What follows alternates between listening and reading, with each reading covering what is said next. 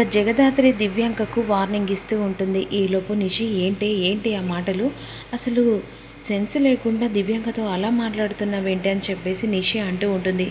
ఏంటి తనకి విలువ ఇచ్చి మాట్లాడన్నా, తన మాటల తగ్గట్టుగా మాట్లాడితేనే కరెక్ట్గా తనకి సమాధానం చెప్పినట్టు ఉంటుంది నిషి. అయినా ఇలాంటి వాళ్ళతో నీకు మాటలేంటి దివ్యాంక, మీరు వెళ్ళిపోండి అని చెప్పేసి నిషి అంటుంది. ఇక మీరు మాటలు తప్ప చేతలు ఇక నుంచి నేను చూపించబోతున్నాను కౌశికి. Count down start. ఎందుకంటే ఎన్ని రోజులు నీకు ఎదురు తిరిగే వాళ్ళు లేరని చెప్పేసి నువ్వు ఆడిందే ఆట పాడిందే పాట అయింది కదా. ఇక నుంచి దివ్యాంక రియల్ ఎంట్రీ ఇచ్చింది అంటే నీకు లెక్క పెట్టుకునే ఛాన్స్ ఇవ్వకుండా నేను ఏం చేయబోతున్నానో చూడు. ఎన్ని టెన్షన్లతో ఎంత సఫర్ అవుతావో నీకు ఊహకందంది అలా అలా జరిగిపోతూ ఉంటుంది అనే విధంగా దివ్యాంక కౌశికి వార్నింగ్ ఇచ్చి వెళ్ళిపోతుంది.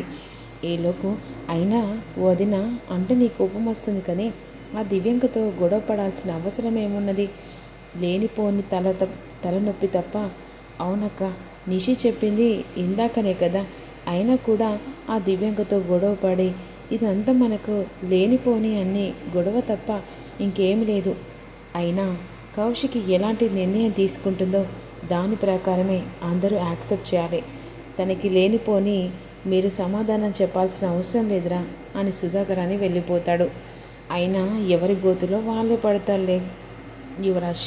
మనం ఇంతలా చెప్తున్నా కూడా వదిన ఎప్పుడు విన్నది గనక ఎవరు చెప్తే వాళ్ళు చెప్తేనే వింటుంది. మనలాంటి వాళ్ళు చెప్తే వదిన ఎందుకు వింటుంది అని అక్కడి నుంచి వెళ్ళిపోతారు.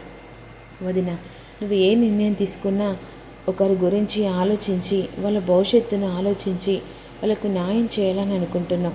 అలాగే ఆలోచించి చేయండి వదిన. ఎందుకంటే మీరు ఏదైనా ఆలోచిస్తూ చేస్తూ ఉంటారు కదా.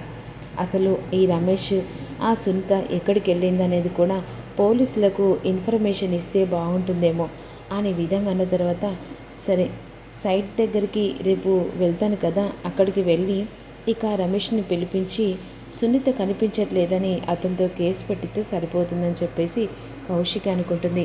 ఈలోపు వెంటనే ఇక కౌశికి సైట్ దగ్గరికి వస్తుంది. సైట్ దగ్గరికి వచ్చిన తర్వాత ఊహించని ఎదురు తిరుగుతుంది కౌశికి. పని వాళ్ళని అందరినీ పిలిపించి కౌశికి ఈలోపు అందరితో పనులు చేయిస్తూ ఉంటుంది.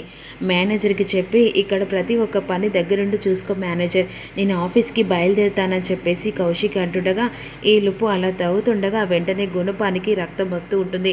భయంతో ఇక అక్కడున్న ఒక అతను, సార్ తవ్వుతూ ఉంటే గుణపానికి రక్తం అంటింది అనేసరికి వెంటనే కౌశికి షాక్ అయిపోతుంది. ఏంటి రక్తం అంటిందా గుణపానికి అని చెప్పేసి ఆశ్చర్యంగా అక్కడికి వెళ్ళి చూస్తూ ఉంటుంది. ఏంటి రక్తం వచ్చిందా, సరే అటువైపు ఉన్న మట్టి తీయండి అని చెప్పేసి కౌశిక్ అన్న తర్వాత ఆ మట్టి తీసేసరికి చేతులు కాళ్ళు ఏకంగా తన బాడీ మొత్తం కనబడుతుంది. మేడం డెడ్ బాడీ మేడం, ఎవరో అమ్మాయి చనిపోయారు అనేసరికి వెంటనే సునీత బాడీ చూసి షాక్ అయిపోతుంది. ఏంటి ఈ అమ్మాయి ఇక్కడ చనిపోవడం ఏంటి అని చెప్పేసి వెంటనే పోలీసులకు ఇన్ఫర్మేషన్ ఇస్తుంది. ఈలోపు జగదాత్రి వాళ్ళకు ఆ ఇన్ఫర్మేషన్ పోతుంది. జగదాత్రి కేదార్ సైట్ దగ్గరికి వస్తారు. ఏమైంది వదిన, ఏం జరిగింది, అసలు మన సైట్లో శవం ఉండడం ఏంటి, డెడ్ బాడీ దొరకడం ఏంటి అని చెప్పేసి దాత్రి అడుగుతూ ఉంటుంది కౌశికిని. మన స్థానంలో ఎవరో డెడ్ బాడీ దొరకడం ఏంటి వదిన, ఎవరో డెడ్ బాడీ కాదు జగదాత్రి, నిన్న రమేష్ వచ్చి చెప్పిన సొంత డెడ్ బాడీ అనేసరికి జగదాత్రి షాక్ అయిపోతుంది. ఇక రమేష్ మాత్రం వచ్చి కలిసినప్పుడు 2 రోజుల నుంచి సునీత కనిపించట్లేదని చెప్పేసి అన్నారు కదా వదిన అని చెప్పేసి జగదాత్రి అంటుంది. అసలు ఆ సొంత డెడ్ బాడీ మన సైట్లో ఎవరు పెట్టారమ్మా, అదే బాబాయ్ అదే అర్థం కావట్లేదు. అసలు దీని వెనకాల ఎవరు చేస్తున్నారో ఎందుకు చేస్తున్నారో అర్థం కావట్లేదు అని చెప్పేసి అంటుండగా ఈలోపు జగదాత్రికి ఇక దివ్యాంక మీద అనుమానం వస్తుంది. వెంటనే ఇక ఈలోపు ఫోన్ రానే వస్తుంది జగదాత్రికి. అదే సమయానికి జగదాత్రి ఫోన్ పట్టుకొని పక్కకి వెళ్తుంది. జేడి కేడి అని చెప్పేసి సాధు సార్ కాల్ చేస్తాడు. వెంటనే పక్కకు వచ్చి ఇక కౌశికి సైట్ దగ్గర ఏదో డెడ్ బాడీ దొరికిందని ఇన్ఫర్మేషన్ వచ్చింది, అక్కడే ఉన్నాం సార్. ఇక వెంటనే మీ డ్యూటీ మీరు చేయాలి కదా అని అనేసరికి వదిన దీని వెనకాల నాకెందుకో ఆ దివ్యంక హస్తం ఉన్నట్టుగా అనిపిస్తుంది. ఇక పోలీసులకు ఇన్ఫర్మేషన్ చేశాం కదా, వాళ్ళే తీగ పట్టుకొని డొంకంతా కదిలించేలా చేస్తారు. దీని వెనకాల సునీతను చంపిన వెనకాల అసలు కావాలని ఇక ఇది కేసు అంతా మన మీదకి రావాలని మన సైట్ దగ్గర పెట్టారని అర్థమవుతుంది అనే విధంగా వెంటనే జగదాత్రి కేదర్ ఇక పోలీసులకు ఇన్ఫర్మేషన్ ఇవ్వడానికి వెళ్తారు. ఈలోపు జేడీకేడిగా మారిపోతారు. వెంటనే సైట్ దగ్గరికి వస్తారు. అలా వెళ్ళారు, ఇలా వచ్చేస్తారు. ఇక చెప్పండి కౌశిక్ గారు, అసలు ఈ డెడ్ బాడీ ఎవరిది అన్న తర్వాత కౌశికి జేడీకేడితో మాట్లాడుతూ ఉంటుంది. నిన్న రమేష్ వచ్చి చెప్పింది ప్రతి ఒక్కటి, ఇక దివ్యాంక వచ్చి వార్నింగ్ ఇచ్చింది, ప్రతి ఒక్కటి జేడీకి చెప్తుంది. దీని ప్రకారం చూసుకుంటుంటే ఎవరో హస్తం ఉంది, కావాలని మీ సైట్లోనే ఈ డెడ్ బాడీ పెట్టినట్టుంది.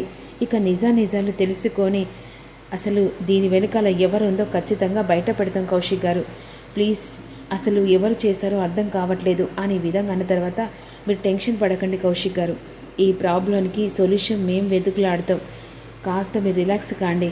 ఇక దీని వెనకాల ఎవరున్నారో దాని గురించి కూడా మేము ఆలోచిస్తాం అని జేడీకేడిగా వెంటనే దివ్యాంక వాళ్ళ ఇంటికి వెళ్తారు.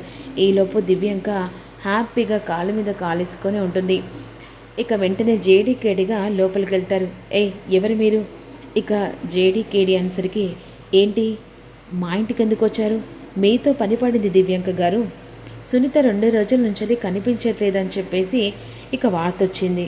పర్లేదు, కాకపోతే రమేష్ గారిని మీరు బెదిరించి ఇక నిజాన్ని బయట పెట్టకుండా 50 లక్షలు అడిగారట కదా, ఎందుకంటే సునీత గురించి ఒకవేళ లేని కడుపును క్రియేట్ చేసి మా ఛానల్లో బయట పెడితే ఆ తర్వాత నీ పరువు ప్రతిష్ట అన్నీ పోతాయని చెప్పేసి అన్నారు కదా, దీని ప్రకారం చూసుకుంటుంటే కావాలని సునీతని చంపి ఈ కేసును కౌశికి మీదికి ఇక మీరు అన్యాయంగా తోసేశారని అర్థమవుతుంది. ఏంటి ఏం మాట్లాడుతున్నారు? అసలు సునీత ఎవరు? అసలు ఈ రమేష్ ఎవరు? నేనెవరిని బెదిరించలేరు, మీరు కావాలని చెప్పేసి ఇలా మాట్లాడుతున్నారనేసరికి జేడి ఒక్కసారిగా దివ్యాంక చెంప పగలకొడుతుంది.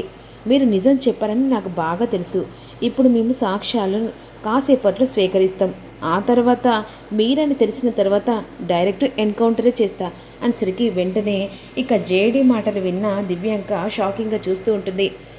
నాకు కూడా ఛానల్ ఉంది, నేను కూడా మీలాగా రచ్చ చేయగలను, మీరు ఇక నా మీద లేనిపోని నిందలు వేసి నన్ను స్టేషన్కి తీసుకెళ్తే సరిపోతుందా?